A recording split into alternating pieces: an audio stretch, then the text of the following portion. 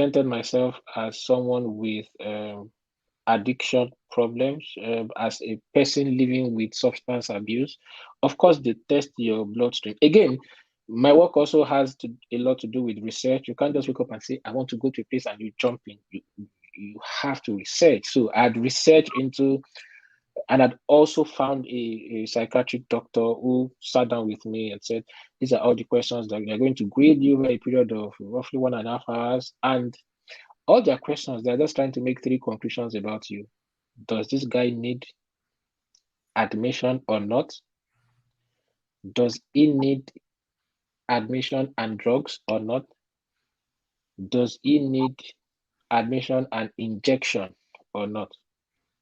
So I learned, how to answer the questions such that my answer would be, he needs admission, but no drugs, no injection. And it was a very risky story to do because I couldn't miss it. If the doctors concluded that I needed admission and drugs, no, you couldn't run away because you brought yourself in. You filled forms. You said you wanted to be in, to be on admission, and from that moment, you're out. If the doctor said you needed admission plus injection, problem for your body system if you are not indeed a psych. So I had to take it seriously, like my life depended on it.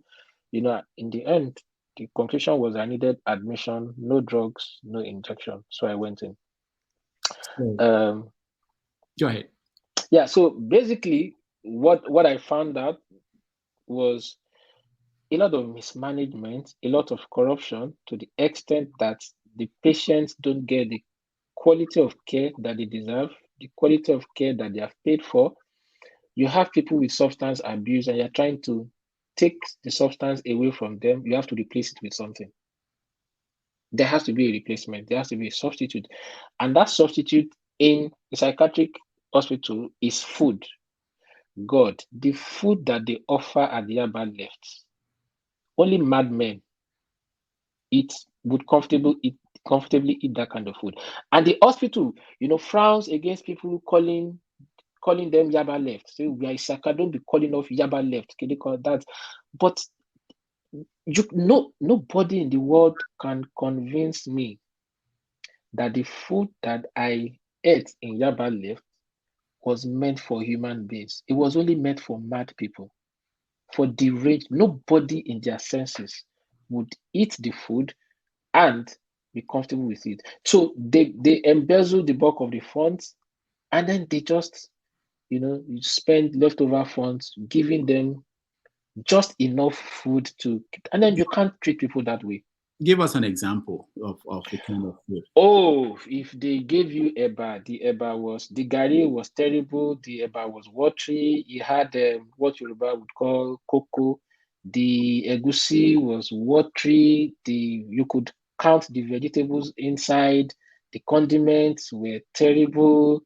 If they gave you amala, it was the same. The beans was watery, was bad, was whitish, yellowish. You would struggle. You'd be wondering if it was palm oil they used to cook it or just the kernel alone. The food was bland, tasteless, shoddily done. They beat up people there, physical. Yeah. I Restraint. remember there was this guy that came in and had withdrawal symptoms, kept on screaming, wanted to leave. I remember that they beat him up. But it's not like they beat everyone up. The patients that they struggled to contain, yes, indeed,